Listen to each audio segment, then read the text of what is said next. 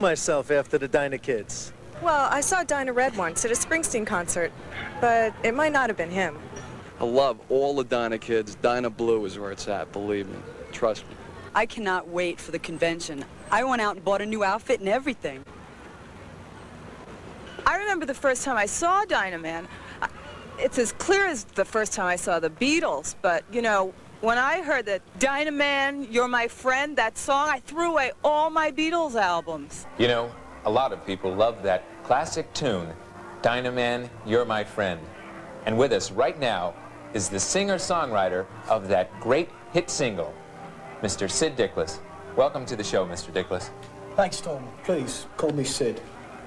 And you know, Tom, I'd like to take this opportunity really to personally apologise for my body odour. Well, certainly, Sid. Sid, how did you first become interested in Dynaman?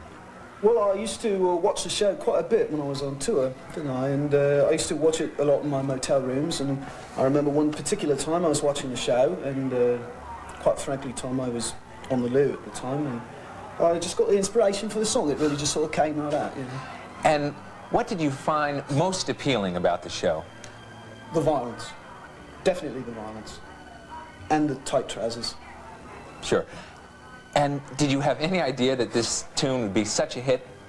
Well, you know, I knew it was a great tune, right? I mean, it was great music and great lyrics and, you know, good hook, good look, you know. But, you know, I had no idea that it would be quite as successful as it did turn out to be, did I? But, of course, I'm quite happy about it. Well, I'm sure you are, and congratulations. Thanks Sid, a lot. let's take a look at your music video. Yeah, let's. Here it is, Dynaman, You're My Friend, the #1 hit single by Mr. Sid Dickless.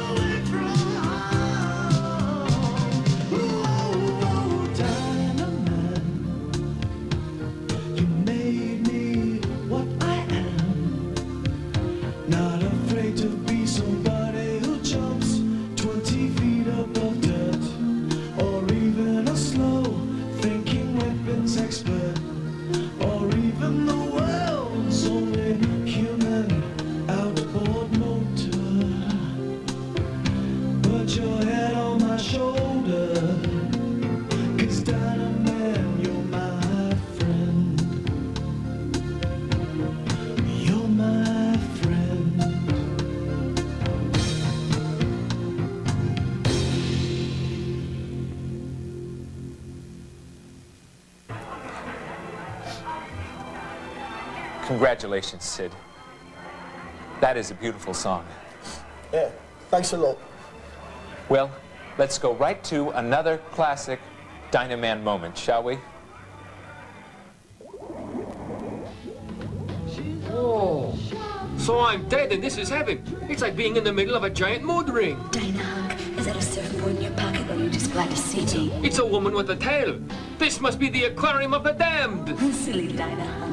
Haven't you ever seen an undersea rumpus swim? Wow, gnarly! Wait till I tell the other Dyna kids about this cool place. But I can't. I'm dead. smell like a place of death. Chlorine. And the reefer. Tragic, isn't it? This used to be a clean, pure ocean that smelled only of good things, like fish. But now see what's happened. Huh? We shall overcome. Litter, go down to the village. Oh, some smoke. Wow, they're all psychedelic. Once I was the queen of all these fish. It was peaceful, and I ruled them. But now they're all strung out on cheap 60s rhetoric, fed to them by my evil half-sister Lucy and her boyfriend, Mr. Flipper. Wow, they're radicals, but they sure look tasty. Don't worry, I'll save you. Welcome back.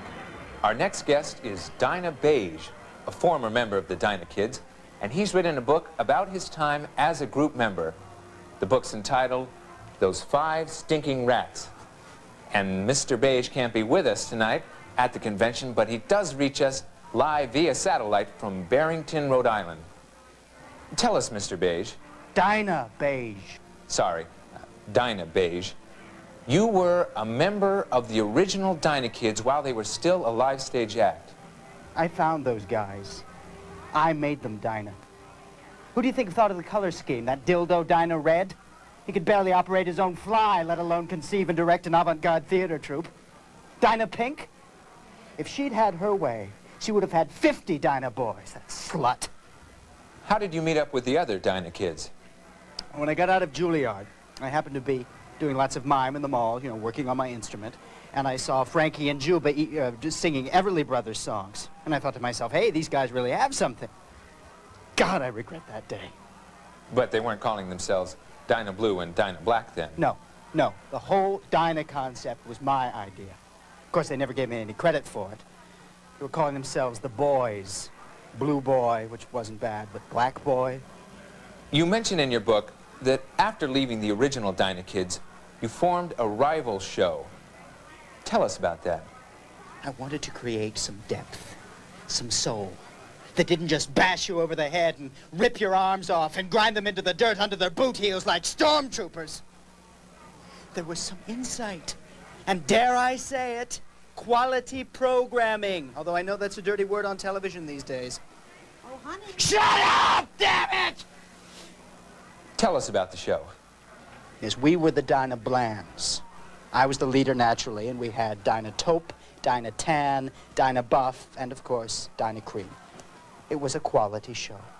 Although you must admit there were certain similarities to the original Dyna Kids show, such as a different monster each week, for example. Yes, but we didn't just kill them. We'd sit down with each of the mutants. We'd discuss their backgrounds. We'd have wine and cheese. But you did kill the monsters. Yes, but eventually, we did it painlessly, in a civilized way, through lethal injection.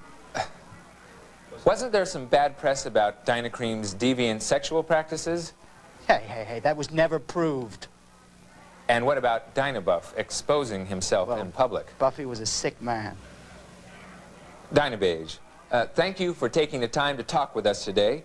We certainly hope that Those 5 Stinking Rats does well for you, and good luck with whatever you're doing. Yeah, right. We'll be right back with more live action from the Dynaman convention. Of course, we're expecting a visit from Dyna Red, and he should be here any minute. And we'll also be opening the Dynaman Vault. So please, stay tuned.